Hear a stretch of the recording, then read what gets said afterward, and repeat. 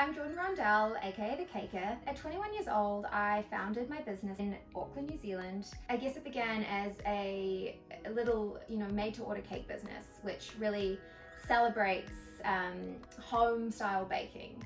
So I have this ethos that cakes should taste even better than they look. And so that's what I've become known for. Over the last 10 years, the business has obviously really grown. And eventually it came to a point where I decided to move to Los Angeles, which is where I am now, because basically I want to make great cake accessible to people around the world. And you can't really do that through one bakery. So what I decided to do was develop a line of cake mixes. And these are luxury cake mixes, which produce cakes you just would never expect could ever come from a box. So today I'm going to show you how to make your own little wedding cake banquet. I know it might seem a bit crazy to make your own wedding cakes, but during these times I've really seen a rise in little micro backyard weddings, and I really just want to show you how easy it can be to make your cakes obviously taste great but also look great with very little effort at all. I've already pre-baked the cakes because really the cake kits are just so easy that there's not too much to talk through. What I'm most excited to teach you is how to ice and decorate them. So that's what we're going to do over the course of this video. So everything I've made here is made from cake kits. I've basically made 2 of the Matcha cherry ones. I've made a little cute as hell mini tier cake. And this one's vegan, just so you know, or it can be made vegan. I've also made an 8-inch just single layer cake of the lemon strawberry poppy seed, which can also be made vegan. And then I've made a selection of mini cakes and baby cakes from the Flourless Dark Chocolate Gold Leaf Kit, which are gluten-free. So, with a banquet, you can kind of really cater to your guests' different flavor preferences and dietary restrictions, and it's just a great way to really cater for everyone and also have it look gorgeous. So I used 3 cake pans to make this mini tier cake. There's an 8-inch, a 6-inch, and then the most adorable little 4-inch to make the top tier. Okay, so let's begin by assembling and icing the Matcha cherry tier cake. So basically what you need is a piping bag. And today I've made the buttercream, which is so easy to make. You simply pop the sachet of glaze ingredients and whip it up with some butter or some vegan butter, and just continue doing that until it's really light and fluffy and you're good to go. So I'm going to get this all into a piping bag, and this is 2 sachets of the glaze content in this buttercream. Snip the end of the piping bag off with some scissors and then kind of squeeze it down to the bottom.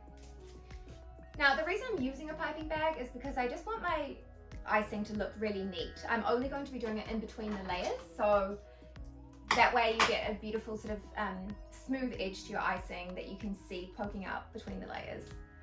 So basically I'm just gonna do an outline around the edge of the cake with this icing. And then with less care taken, I'm going to squiggle some in the middle, like so.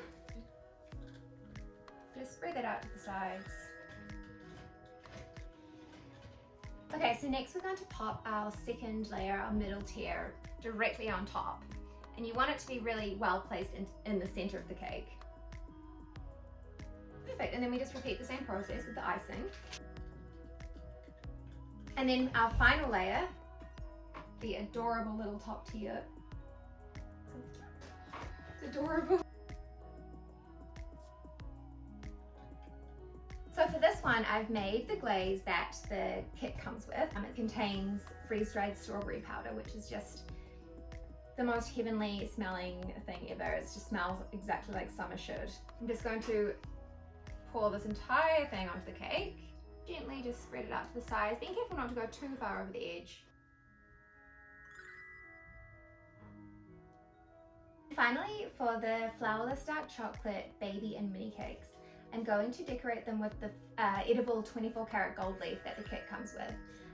This step tends to be a little bit fiddly, but there is no wrong way to do it, and it's going to look gorgeous either way. So basically you open it up, you remove the paper that's inside very gently, and using the orange paper, you want to just kind of press your cake directly onto it so that a little bit comes off, like so. So lush.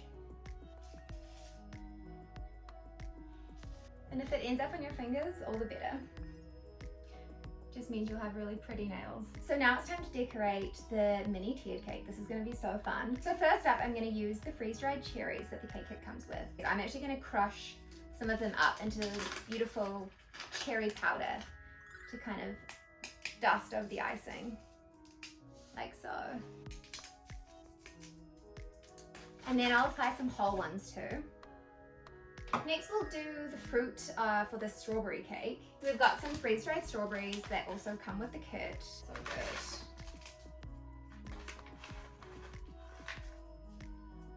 Okay, now my cakes are all decorated and they're ready for their flowers.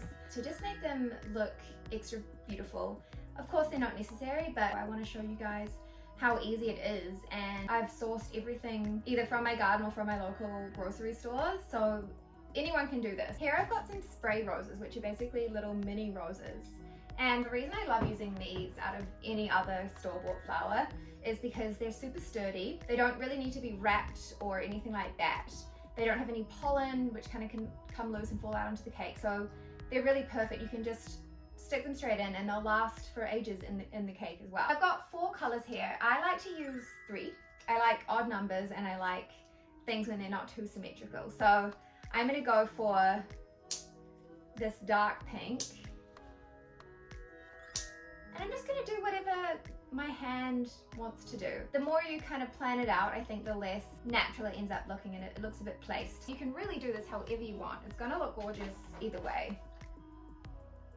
One thing I would love to point out is that with fresh flowers, the intention is not for them to be eaten. They're really just there for appearances, and as long as you use safe flowers, you're good. I would just say that Google is your friend if you're unsure about whether a flower is like safe to use in your cake. Just Google it, and then what you can also do is wrap your stem, so you can use either tin foil or like florist tape, and then your flower is completely safe to stick in your cake.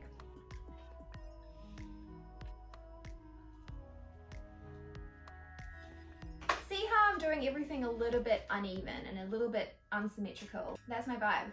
Another little tip is to peel off any petals that you don't love the look of, and you end up with a very fresh looking rose, even if it's not the freshest looking rose. Now I'm going to pop some flowers on the lemon, strawberry and poppy seed cake. I've actually got some flowers from my garden. Jasmine, nasturtiums, lavender, cornflowers, which are really beautiful. I'm going to use a mixture of roses and flowers from the garden for this one. So just 3 roses in the center, and then I really want to get some height with the jasmine, because this is a single layer cake. It's always nice to add a bit of height if you can.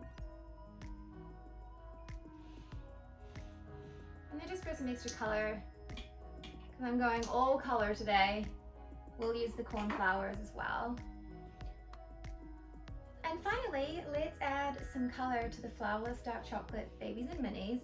For these ones, instead of putting flowers in the cakes themselves, I'm actually going to decorate the plate with some flower petals. Take a nasturtium or similar, and just kind of pull the petals off.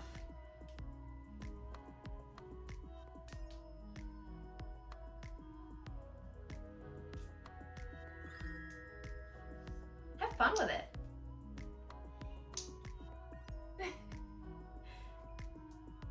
And then you can take a spray rose and do the same thing. Just pull the petals off. Just kind of scatter them on. I think we're done. So I hope that you took something away from that.